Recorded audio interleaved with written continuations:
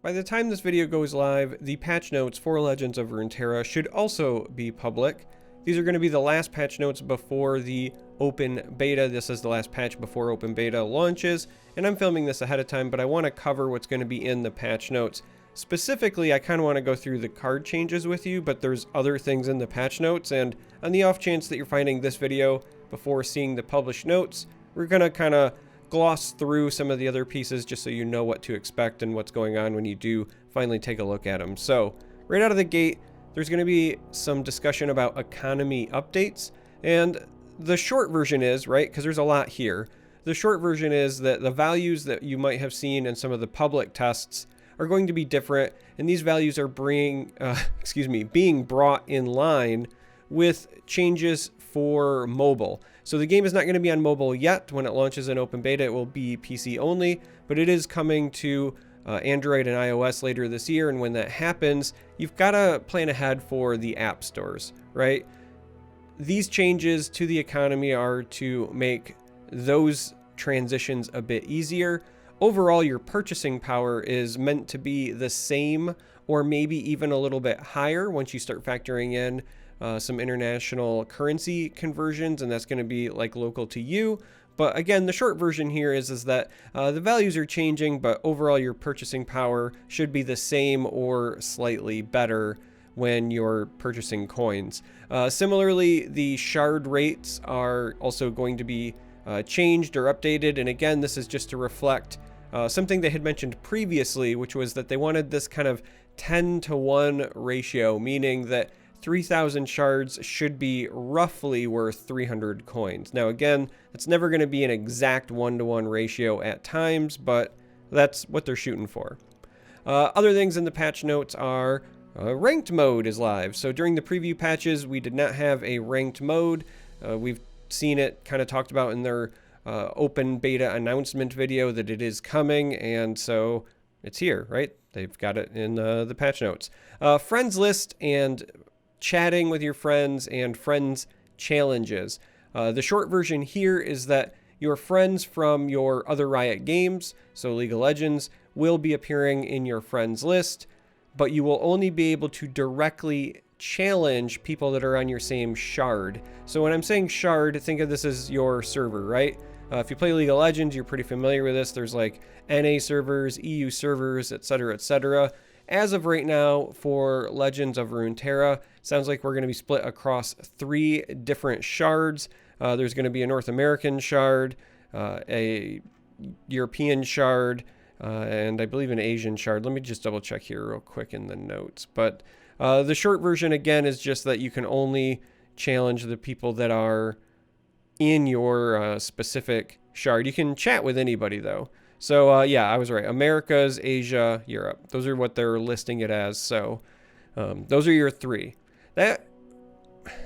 It's going to be a little disappointing when we start organizing tournaments. So if you're watching this video and you want to compete in global tournaments, you might want to consider making more than one account for the other servers. This is a pretty standard, again, Riot practice. If you've played League of Legends, you probably have multiple accounts if you want to play on EU, etc., etc. So consider doing that here. And then they talk a bit about the cosmetics. So boards and guardians. Again, if you have seen the preview video, then you know what's coming. I've got another video coming out today that's going to go over what ones are available at launch. And I also speculate about potential bundles, and you'll see why in the video that comes out later today. And all right, card updates. So now we're getting to the part that you guys probably care about the most, and the part that I think is most exciting. Now, first up, and this one was kind of like leaked and peaked for a bit, we've got Anivia. So this card is kind of undergoing a lot of changes, but I overall kind of like them. Anivia is going to a 7 cost. It is now a 2/4 here, right? So power went from a 4 to a 2, health from a 3 to a 4. Comes down a turn later because of the cost. It used to not be able to block, but now it can block, and I actually like this change because thematically people were rightfully saying, hey, Anivia in the game, in League of Legends, literally makes an ice wall. So it's a little weird that a character that will block you off on the terrain can't actually block in the game. So I do like this change.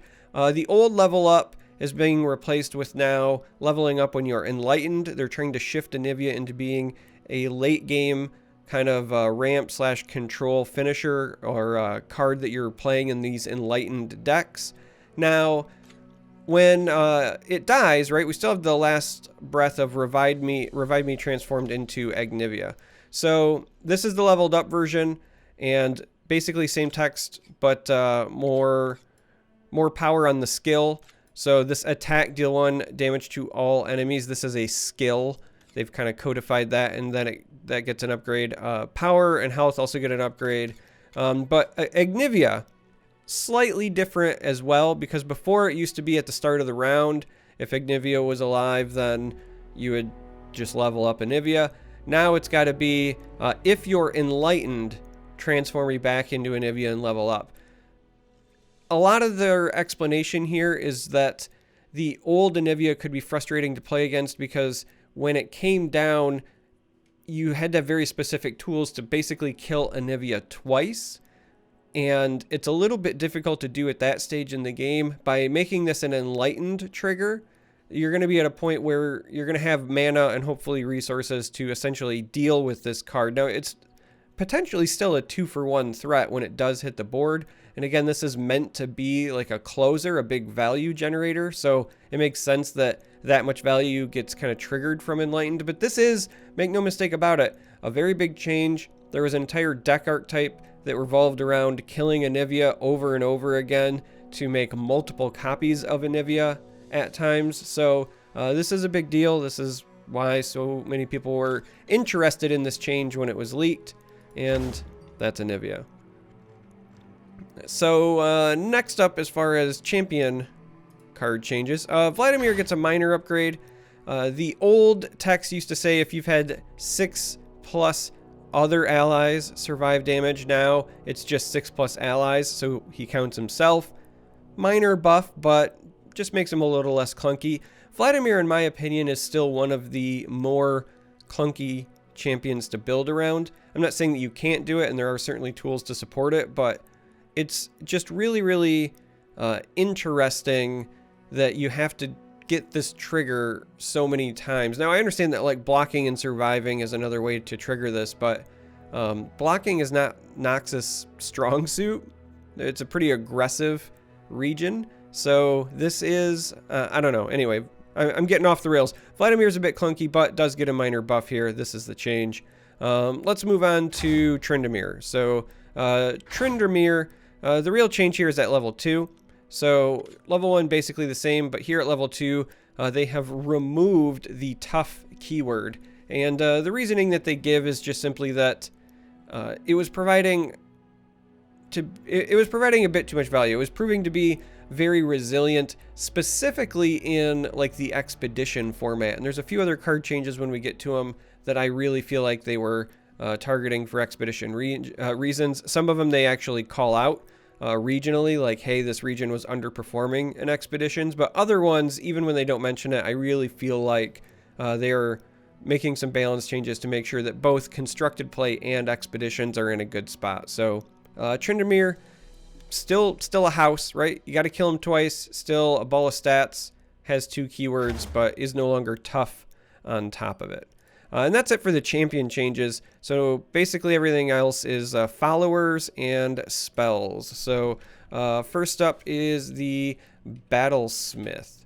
So this is a card that was changed from common to a rare. And this one is one that they do specifically call out is because of expeditions. At the common slot, it was very easy for you to end up with a lot of Battlesmiths and elites. And that meant that Demacia could snowball pretty hard in those scenarios. So another one that's getting a bit of a change is a card that I was a big fan of in the preview patches, and that is the Fleet Feather Tracker. I think this card is still very good. It just takes a moment to set up. You have to activate it. So before, this was just a 2-1 challenger. Now you have to summon another ally, and then it's granted challenger. So that's not challenger till end of turn.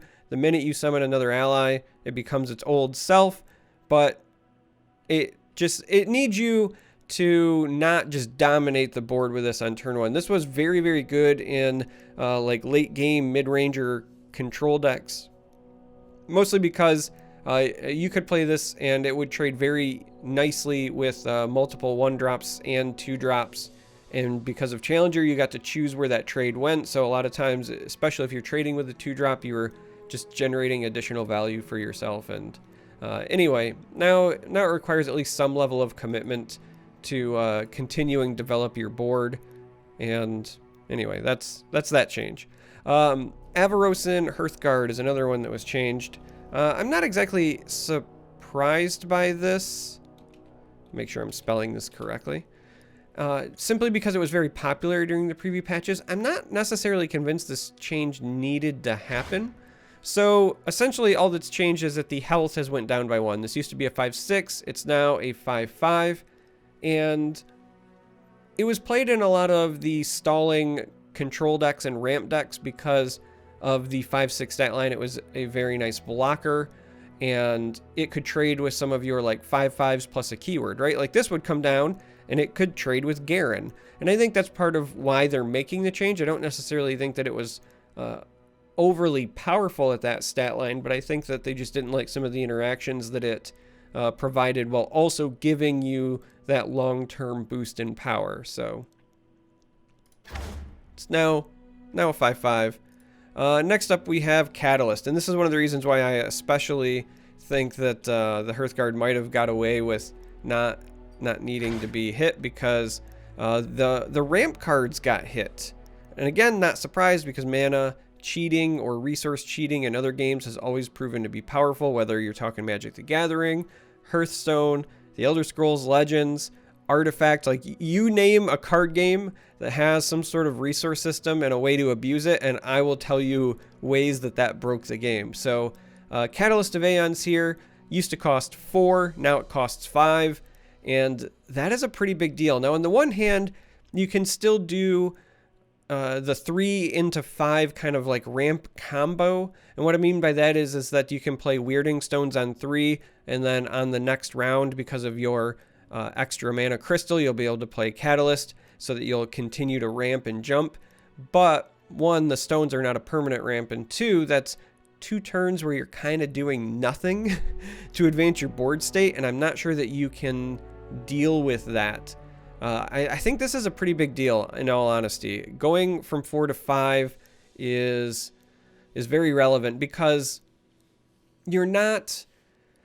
It shortens the window of stuff that you're actually like ramping into. So even if you're not playing Weirding Stones, if you're just, fighting for the board, and then you take the gamble on 5 because you're also going to heal your Nexus and you do this to ramp, there's not a ton of cards that are worth the jump from 5 to 7 as opposed to going from 5 to 6. And even the cards that I think are incredibly powerful at 7, something like Rasa is one of my favorite cards in the game, I just don't know that doing this is worth it. So curious to see how this shakes out with this change, but it's a very big deal. Speaking of the stones, right, again, mana cheating, very, very powerful. So the Weirding Stones also got adjusted here. Weirding Stones went from 4 health to 3 health, and that is a very big deal, because 4 health is a very magic number in Legends of Runeterra. There's a couple of things that you want to watch out for, and 4 health is one of them, and here's why. At 1 health, there are a number of effects that will just deal 1 damage. The spell that creates a spiderling, there's just the poke for 1. There's, Chem Punk Shredder, I believe the card is called. There's just a lot of ways that like 1 damage gets done. So 1 health is a bit of a liability. At 2 health, you have to start worrying about things like Mystic Shot and a few others that are just straight up staples. And then at 3 health, you're still in range of things like Black Spear. You're still in range of things like Get Excited. Oh, at 2 health, Avalanche is obviously another thing you have to watch for. Black Box has been changed to deal 3 damage now as well. So at 3 health, there's still a lot of premium removal that will deal 3 damage. At 4 health, it becomes very, very hard to deal 4 damage, direct damage, in 1 shot. So by going from 4 to 3, this becomes a lot easier to deal with, a lot more killable. And on the one hand, you can say like, well, why do I want to kill the ramp card anyway? There's probably better things I want to use my removal on. But just the fact that it is now an option does make you kind of have to play around it or deal with the consequences. So this is a very big deal. 4 health versus 3 health is a very magic number in Legends of Runeterra. So next up for changes was Cloud Drinker. And this one went through a number of changes. So this card used to have 7 health. This was a 3/7. Your burst, your burst spells cost 1 less, and then I believe when you were enlightened, they cost 2 less instead. Now it's a 3/5, and your burst spells cost 1 less. There's 2 reasons that they were adjusting this, and they talk about this in the notes. The first is this was a very important combo card, and when you give something a 3/7 stat line, it helps you defend the board and defend your health long enough to get to your combo. So it's both a combo piece and something that lets you live long enough to get it off. That's, I think, just too much utility on one card, and they agree. So they still make this, important for the combo, but they don't want this to also be like your primary defensive option until you get it off.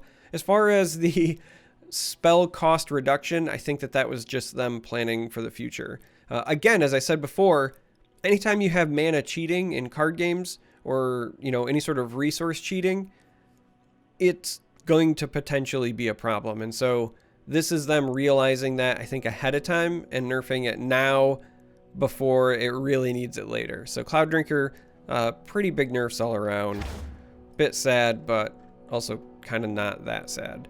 Flame Chompers get a bit of a buff. So the last time around, so between Preview Patch 1 and Preview Patch 2, they were nerfed from 3 health to 1 health.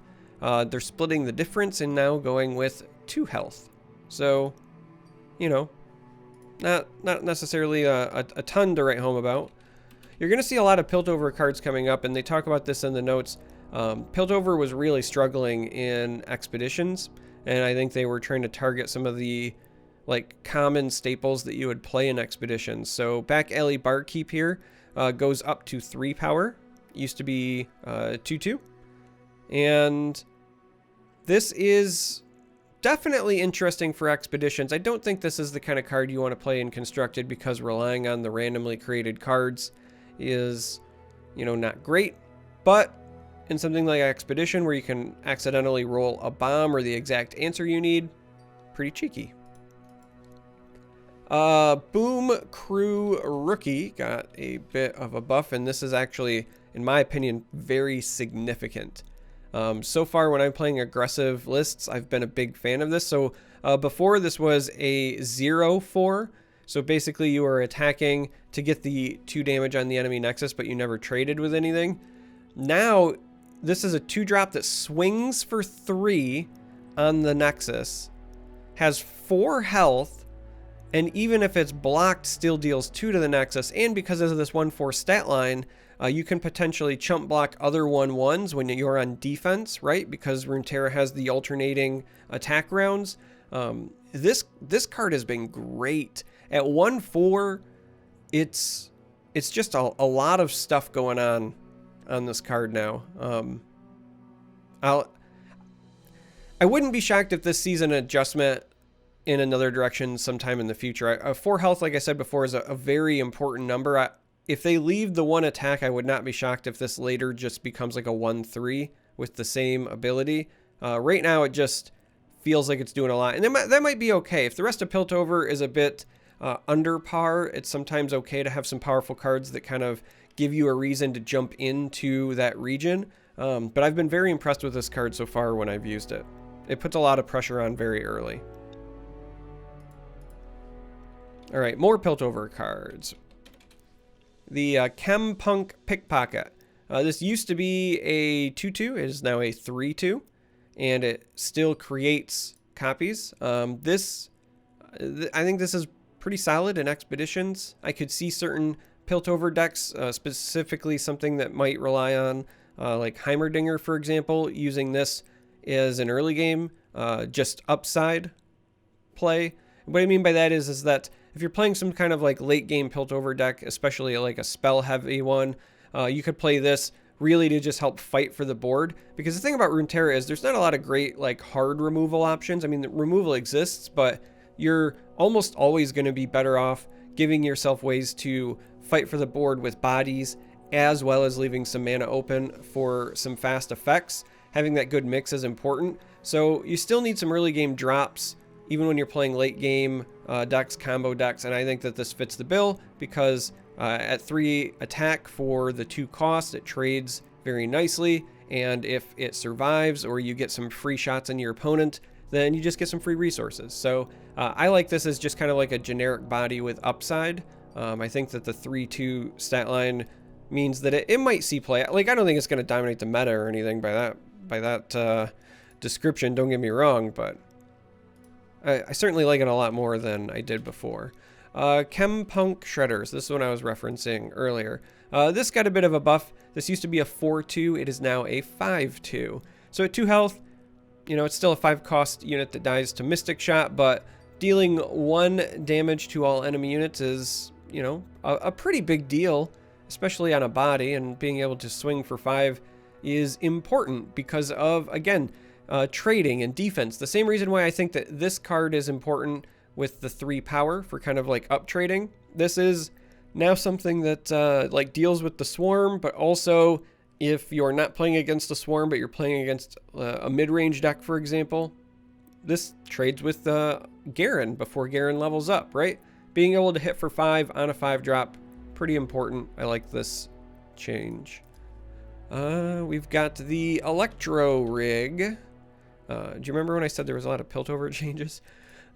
So this used to be a 3-3, and they have changed it to a 2-4. The rest of it basically staying the same. Interesting. I think that they just wanted to make it a bit more defensive because this is certainly the sort of card that you need to stall to get value out of, right? Like you've played, you know, this and an ally, and you want to start shuffling them in, so you need this to survive long enough to get them to shuffle in. So I think that they upped the toughness to maybe get you multiple triggers on this, as opposed to caring about the aggressiveness. And, you know, again, for the kinds of decks that will want to run that, and I don't think that those will be, you know, necessarily the most powerful, unless they're some kooky combo deck, but for the kinds of decks that want to run it, it's the right change from a flavor standpoint. Plaza Guardian, this is a big one for the spell-based decks. This used to be a 5-5, and it has jumped up to a 6-6, so I mean, a 6-6 quick attack that you can potentially, you know, play for 4 mana in the late game is a pretty big deal. This is kind of like your late game finisher in a Piltover spell-based kind of controller combo deck. All right, Sump, Snipe, Scavenger. Oh, right. This has went from a 4-2 to a 4-3. This is quickly becoming one of my favorite Allegiance cards. The biggest problem is you have to be heavy Piltover for it to work, so that's the downside. But being able to create a map, the Sumpworks map, is, I think, great, especially because it costs 0 this round. So the way that I look at it is this. If you have no other units, if you play this, you trigger the Allegiance, and you just use this on this for free, like on curve, this becomes a 4-drop 4-3 elusive. And when you start looking at some of the other elusive units, right, that's still kind of above curve for the cost. So, you know, at 4, you've got things like a 2-3 with another keyword, a 2-3 with another keyword. For an extra cost, you get the same stats, but with another keyword. So this is certainly going to be better than these. And Usari has already been kind of, you know, memed and mocked for not really fitting in because the keyword he does have is Challenger. So when you're looking at similar elusive units, and the fact that this is a flexible elusive unit, right? Even if this was just a 4-3 elusive, I think that would be potentially like good enough to consider running it. But the fact that you can, for example, you know, draw him a little bit later in the game. Maybe you're not playing him right on turn 4. Let's go straight to Piltover. Maybe you're not drawing him on turn 4, but you're drawing him later and you've already got one of these guys on the board, right? Being able to give something like this guy elusive is huge, right? Because this is an exact copy, so the copies would still have elusive. You're going to keep making more. And also, make no mistake about it, this makes a Sumpworks map, and this is grant an ally elusive. This is not until end of turn. This is a permanent buff. So this is all for me to just say that I do like that Allegiance card. However, as I said at the start of this, Piltover is a bit rough to build around at times. To at least have so much of it, like you kind of have to really commit. Not saying it can't be done, but it is something to keep in mind. You're not going to splash that card. All right, used cask salesman got a bit of a buff. This used to be a 2/2. It is now a 3/2. And if you don't know what the caustic cask is, it's these. So they're ephemeral with last breath. So basically, this is now a 3/2 for 3. And after you've played them, at the end of the turn, both players take 1 damage, unless for whatever reason these are obliterated. Rekindler is finally not a Piltover card, but I am not surprised by this change. So this card used to be a 5/5. It is now a 4/4. In the notes, I believe they say it's just a straightforward power reduction, and I am not surprised one bit. I think that this one is very much targeted toward expeditions. I don't think the notes say it specifically, but this is one of those ones that every time I was playing this during the expeditions preview patch, it was a bomb. Being able to pay 6 to get a 5/5 body and one of your champions back in a limited format, this thing was insane. And if I'm being honest, in the expedition format, I think this is probably still worth playing at 4/4. I mean, what can I say? I like this change because it's still entirely playable, but it means that it's not single-handedly. It actually still might single-handedly win expeditions. This card is just really good and limited. It's a lot of power for that 6 cost. All right, Wraithcaller. So, bit of a meme deck, and they give it just a buff. This used to be a 4/2. They have bumped it up to a 4/3, and they've also given it Fearsome. So essentially, the Mist Wraith decks, if you're not familiar, Mist Wraith is when I'm summoned, grant allied Mist Wraiths everywhere, +1, +0. So the idea is that, like, you just keep playing these, and then you use some of the Shadow Isles tricks of the trade, for example, to re-summon these. Similarly, you can play these on top of these so that they just keep snowballing, right? That's the idea, and they felt like it wasn't enough. So they're giving Wraithcaller specifically a bit of a buff to kind of make that play style a little bit better. And that's it for the card changes in the patch notes. Now, the patch notes do mention what they call the watch list, and the stuff that they list there are deny and a dash of elusive.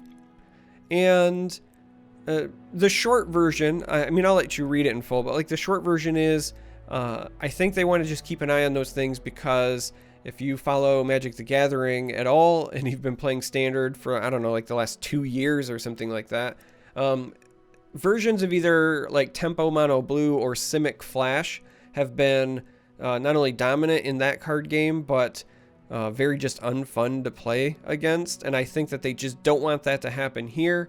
Now, the good news is there are no true hard counter spells. There's just Deny. And Deny is an interesting and a polarizing card because on the one hand, it can feel like it just absolutely blows things out.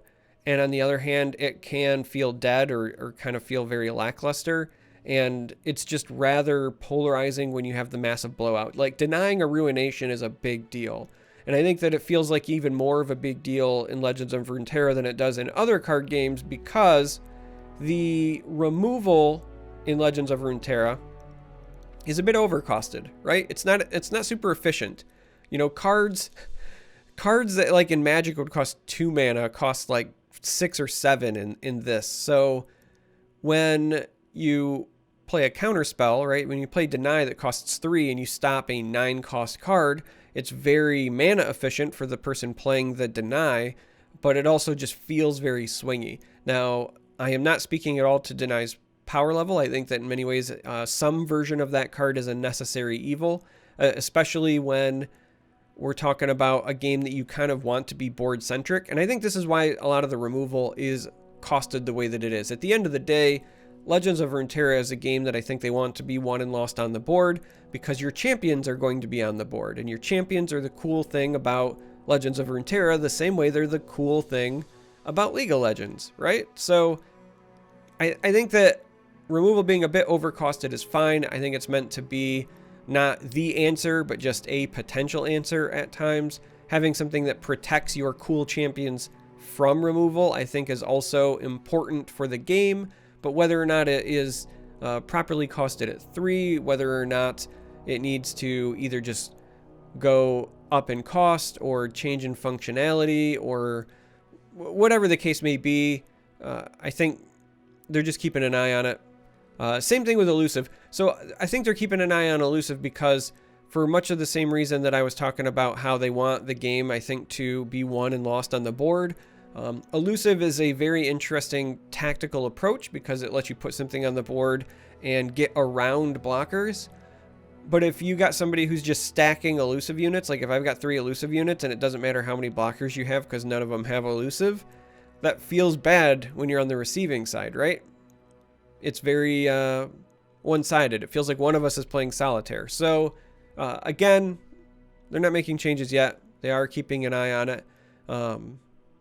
That's why it's on the watch list. After that, they mentioned some visuals and minor tweaks. I'll let you read through those. The biggest thing I think is that if you played during the earlier preview patches but you haven't seen any of the content since, you know which champions you're playing against when you're loading into a game now. So, I mean, that's a thing. Oh, if you've got champions in your deck that are gaining like progress toward leveling up while they're in your deck, there's like a visual indicator for that now. So like Ezreal here is a great example. Ezreal doesn't need to be on the board to get progress toward leveling him. He just needs you to have targeted enemy units 8+ times. So if you have Ezreal in your deck and you target a unit with something, you'll see like a little deck indicator where there will be like arrows kind of blinking like, hey, he's getting progress towards his level up. So that's another visual indicator. Overall, I like the changes they've made thus far as quality of life stuff. The rest of it's also some bug fixes. There's also some known issues as well, so check those out. But anyway, that's going to be it for this video. Like I said, I just wanted to go mostly over the card changes to prepare you for release, because maybe you had some deck codes or deck brews saved from before and you were eager to try them out, but you know, one of your key cards got changed. Maybe you wanted that really cool Anivia deck. You know, maybe you wanted that Ionia cost reduction on burst spells deck, etc., etc. Know what the changes are. Hopefully this helped you out. Normally when I end my videos, I say, hey, I want to hear from you. So I guess I would say, do you think the card changes here are fair? Do you like them? Do you dislike them? Even if I don't respond to everything, I do read all the comments that make it to the videos. So anyway, thanks. I'm really looking forward to launch. We're so close. By the time this thing airs, it will be one more day. And then on launch day, I'll be live as much as I can be. So on that Thursday, I'm going to be on Twitch, with the exception of maybe like a short break for dinner or something. I'm going to be on Twitch for the majority of the day. So hopefully I'll catch you there. And thanks and have fun.